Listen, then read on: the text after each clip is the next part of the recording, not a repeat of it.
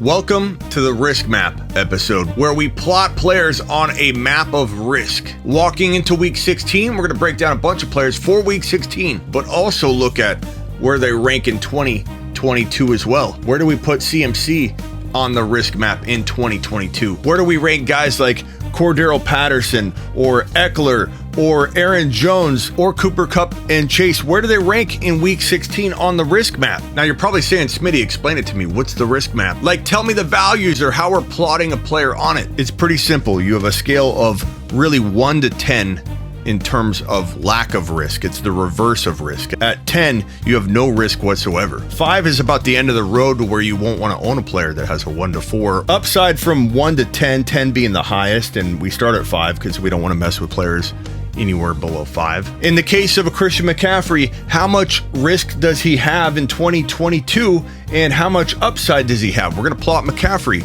on this board. And Jamar Chase has a lot of risk right now for a rookie in his rookie season, but in 2022, I don't think he's going to plot very low at all on the risk map. In fact, Jamar Chase might be one of the highest ranking players for 2022, even though his week 16 risk map plotting will be a little bit lower. This guy's a unicorn. I'm gonna spoil it for you now. He's a unicorn, one of a select 10 to 15 for 2022, but he's not for week 16. But how close is he to being a unicorn in week 16? We'll break that down. Every player you see before you will be plotted for week 16, except for McCaffrey. And for 2022, I'm going to break it all down. Talk about the risk, talk about the upside. The Fantasy Football Show begins now. This is the Fantasy Football Show with your host, Smitty.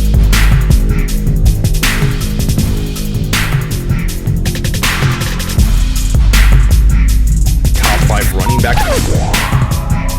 You're watching the Fantasy Football Show. Smitty! Take a lap. I love the risk map. We haven't done a ton of them this year, but I'm going to remedy that right now. Going forward, you can use the risk map for week 16, week 17, a going forward kind of mindset or dynasty redraft next year. As long as you define what you're doing, the map applies to everything. Let's get into the first player, one that feels a little controversial for people, and that would be Jamar Chase. Jamar Chase walking into week 16 has a lot of risk because he's been inconsistent. So when we're talking about a lack of risk for Jamar Chase in week 16 only, or even if you said week 16 and week 17, he would be below an 8 out of 10 in lack of risk. Again, this is like the reverse of risk. 8 would be phenomenal. That's outside of the danger zone. The danger zone is 8 below in both upside and in risk. So Jamar Chase is going to be in the 7-ish range. I wouldn't even blame you if you had Jamar Chase in the 6 to 7 range for week 16 and week 17 because he's been inconsistent and we don't know what to expect, but he's a rookie. This is expected. I can't stand when people say Jamar Chase is so inconsistent I can't trust him anymore. I don't know about Jamar Chase in 2022. I don't think I'm going to go near him in 2022. I can't take the ups and downs. He's a rookie.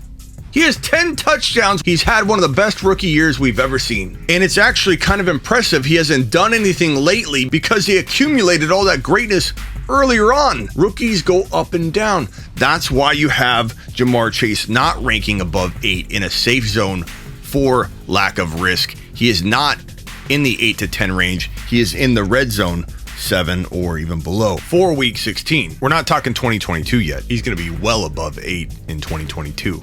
Now, his upside, though. His upside is absolutely above 8. In fact, I would say his upside is 9. Again, we're talking week 16. Give him a 7 out of 10 in lack of risk. Give him a 9 out of 10 in upside, which brings him out of this like danger zone, but not in the unicorn box. Smitty, can you please explain the unicorn box one more time for me? Excellent question, Bob. The unicorn box is a special area that only about 10 to 15 players are going to ever rank in. That goes from a weekly perspective to a 2022 perspective to a dynasty perspective to whatever.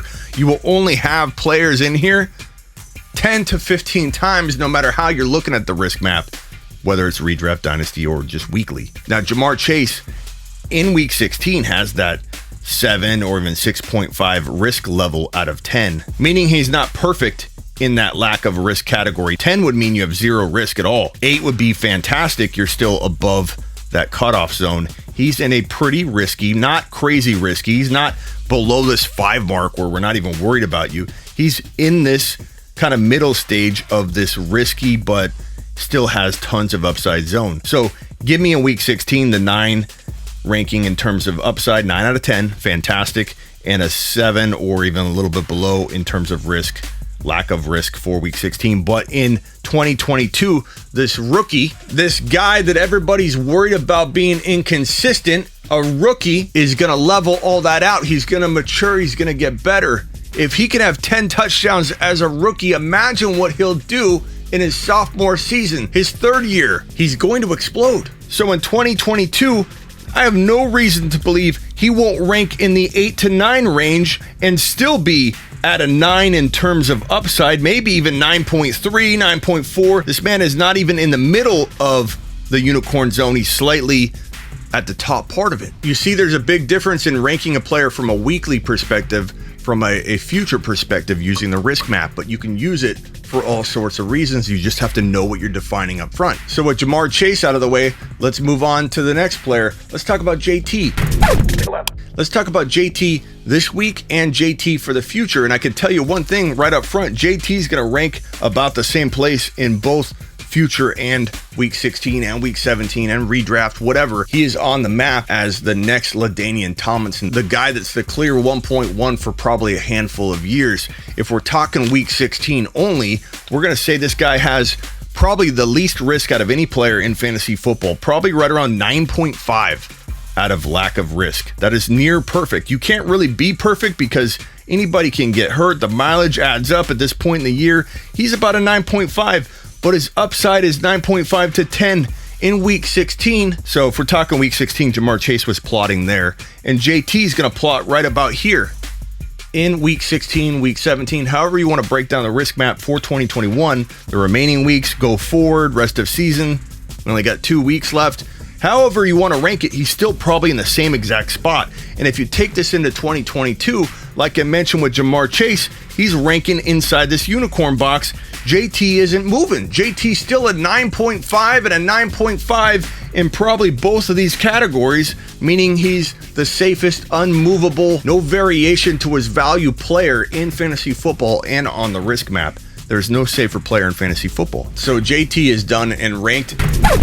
So now I want to talk about Patrick Mahomes and for a couple reasons. One, he's going to rank really high. I want to make sure everybody knows that just because you're in the unicorn box, the very rare and hard to get into green zone here, where you're above 8 in upside, you're above 8 in lack of risk. It's a very unique place to be. Just because you rank in here doesn't mean you're going to be a top 10 pick. There are a lot of factors at play. So in the case of a guy like Patrick Mahomes has a lot of factors at play.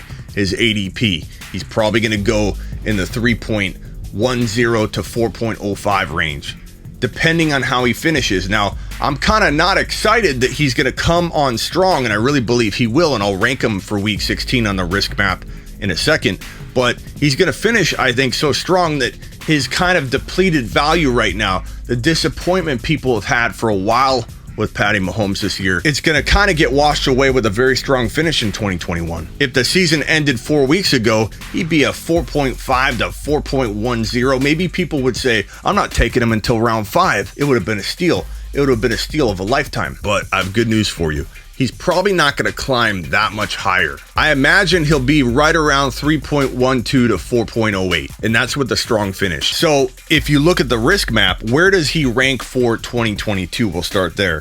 2022, Mahomes is probably a 9 to a 9.5 in terms of lack of risk, his safety. And you're incorporating a lot of things into that. You're incorporating ADP a little bit in this because lack of risk of what? Risk of disappointment. He doesn't have a lot of risk of disappointing at like 4.05 ADP or 4.10 or 4.02, which is why you can rank at like 9 or 9.5 in lack of risk for Mahomes. Rank in at 9 or 9.5 in terms of upside at your position and ADP cost of entry, everything. Land inside the unicorn box, but still be a 4th round pick. Being a 4th round pick is part of why Mahomes is inside the unicorn box and unicorn zone. We don't want Mahomes to be drafted in round 2, or then his lack of risk goes down. His upside kind of still remains the same, but he's riskier at a higher ADP. And in week 16, Mahomes is probably ranking in exactly the same place, 9.5.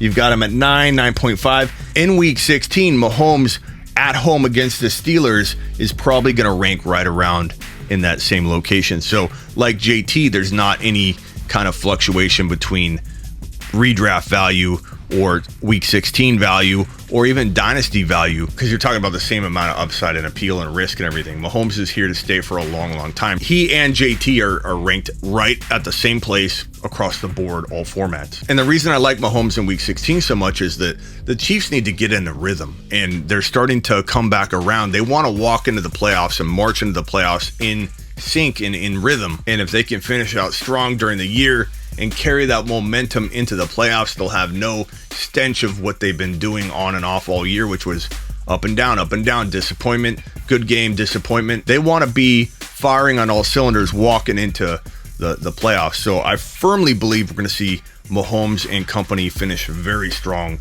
in weeks 16 and 17. Now let's talk about Christian McCaffrey, who we can't rank for 2021 because he's out for the year, but we can talk about his dynasty appeal, his redraft appeal. We're talking about Christian McCaffrey from a redraft perspective. Of course, he has about 8 or so upside, right? But where's his lack of risk? Is he a 10? Absolutely not. Is he an 8? Absolutely not. McCaffrey is most certainly in this red area, but probably at 8 or above. So he's going to rank around 6 and 8, which makes him not the riskiest player in the world to draft, but you are running the risk of a 6 to 7, in my opinion, if you're taking this guy in the top 5 to 10, which is where I think he's going to go. If he was to fall into round 2, late into round 2, which won't happen, it would be a whole conversation, and that lack of risk would move. This lack of risk moves with ADP and with cost of entry because there's a lot of risk involved in what you're paying, or there's no risk involved in what you're paying. This is where all the value stacks up when you're getting somebody and buying them low, or you're getting somebody and buying them high, and you're wasting a lot of opportunity. So for now, where Christian McCaffrey's kind of pegged at going in a draft, he is probably a 6 or a 6.5 and an 8 in upside, barely getting out of this red area, but somebody that you need to avoid if you're forced to pay a higher price tag than this is affording you. And in Dynasty, it's worse. His lack of risk is lower and his upside is lower. Like in Dynasty, I would say McCaffrey's falling into that no-go zone. And the no-go zone, it may sound like a place you don't necessarily want to be. Of course, you'd rather not be, but you're going to have a lot of players on your team in the red zone, in the no-go zone. It's not like everybody can live in these areas. We'll be starting players in this red zone on occasion. Of course, we'll have a wide receiver 3 ranking in here. No-go zone might be a bad term in some ways for that area, because I don't want to give the indication that you can't play a player in the no-go zone, but it's a no-go zone because the upside's limited and the risk is big, and I want people to really feel that and to know that the player's not essentially a special player anymore in that area. Aaron Jones is a really tough player to rank, and let me tell you why. You've got the Aaron Rodgers factor. This man is going to fall off the face of the earth if A-Rod does not return to Green Bay, and I firmly believe that A-Rod will not return to Green Bay in 2022. If you know A-Rod at all, he's not about what's good for the team, which isn't a bad thing. He's about happiness right now, being fulfilled, being at the end of his career. He can do whatever he wants. He doesn't want to play for this organization any longer. He's made that abundantly clear. He talks about it in extensive detail on the Pat McAfee show, and people talking about A-Rod returning because they think it's logical. They don't understand the man that is A-Rod. He's not going back. They could win a Super Bowl. He's not going back. They could fall short. He's not going back. He's not thinking, oh, we're almost there. He wants to go do it somewhere else. And I think the two places he could go, Denver, Pittsburgh. I believe he turns Javonte Williams into a 15 or 17 TD running back. And if he lands in Pittsburgh, he turns Najee Harris into a 15 to 20 touchdown running back, because that's what A-Rod does. And it's what he's done with Aaron Jones. Aaron Jones barely runs for 1,000 yards. He is dependent on A-Rod given touchdowns that Aaron Rodgers puts the team in position to score, and this man's been cleaning up for years. If you take away touchdown opportunities that are provided by Aaron Rodgers, and you mix in the fact that the offense won't move the football down the field as often, lack of red zone opportunities will equate to less touchdowns. This man lives off touchdowns. You take away his touchdowns, he can't do the same things. And if you fed him more carries to supplement, he would get hurt because he's a very injury-prone player. So when we talk about the risk map, in Week 16, let's first go there, then we'll go to 2022 and beyond. But in Week 16, we're talking about a guy that has been very hard to trust. He's easily below 7 in my book, probably more around 6. It's hard to trust him. You don't know if A.J. Dillon's going to get too much work. We haven't seen Aaron Jones bounce back at all to his old form, and I don't think it's talent.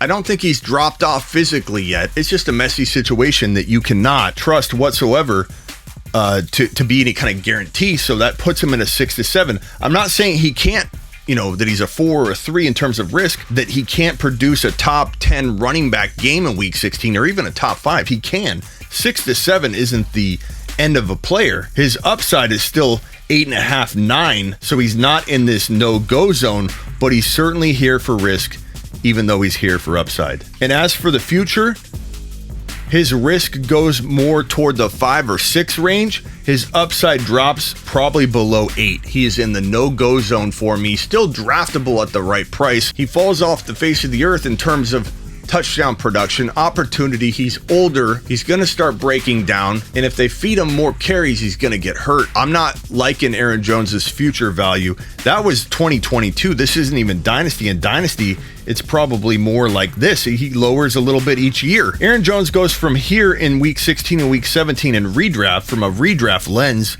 into this red zone and working his way to the back of it and to the bottom of it every single game that he plays. Aaron Jones is not the definition of a safe player in 2022 and beyond. He's not. Enjoy the Aaron Jones you have now, because this is probably the end of the Aaron Jones we've come to know and love. Zeke Elliott, Aaron Jones, there's a changing of the guard at running back, and it's going to get crazy in 2022.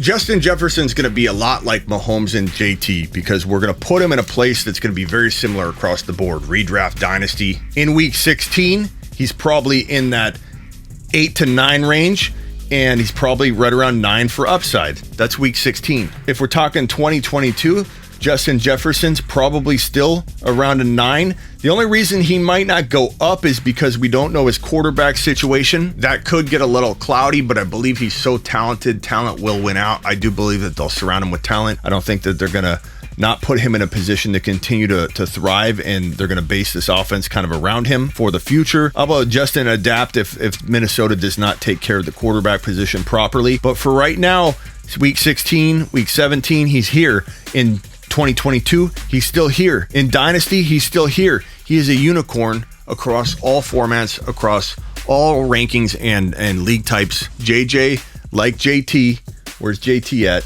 JT's right here. Jamar Chase, right around there. Mahomes is inside the unicorn box.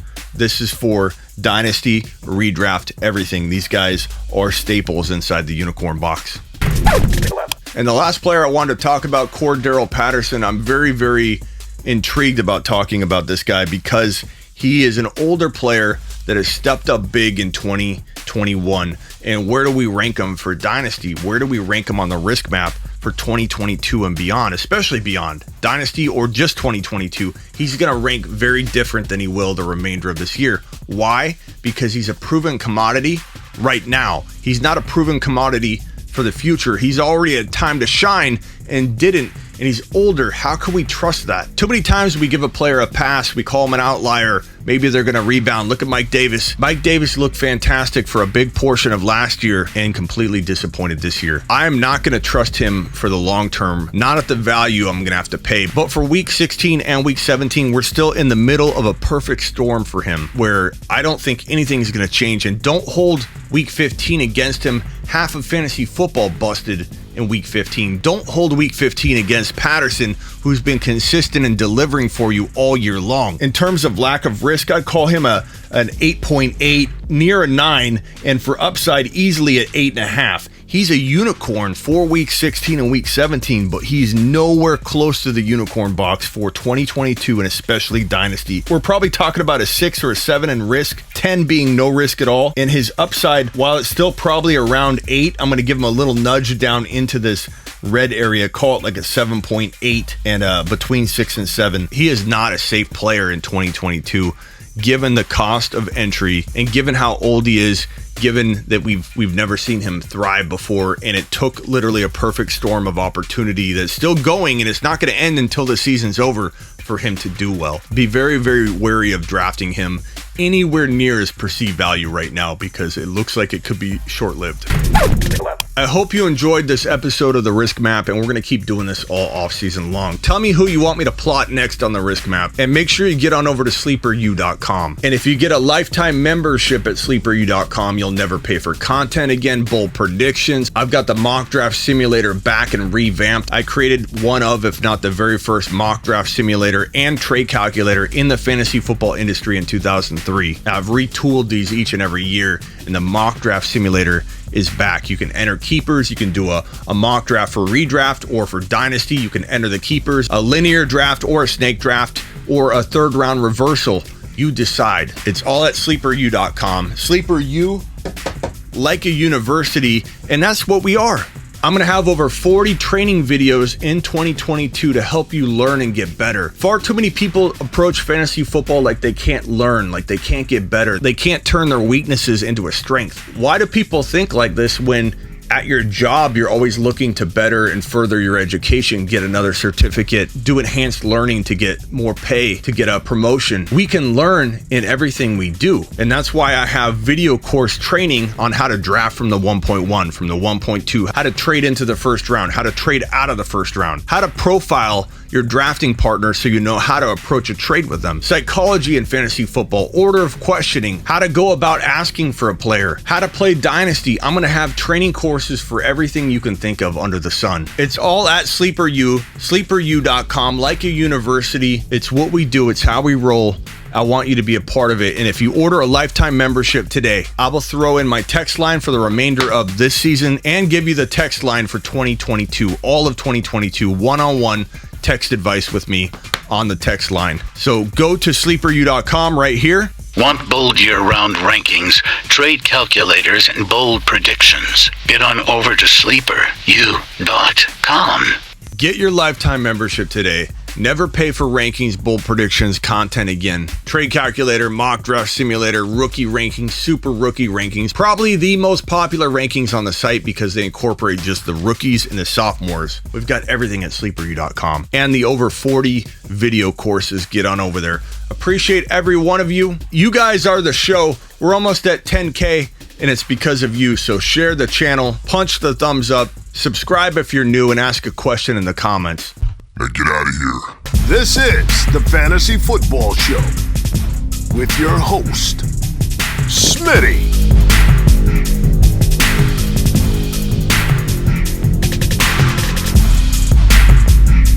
Top 5 running back. You're watching the Fantasy Football Show. Smitty.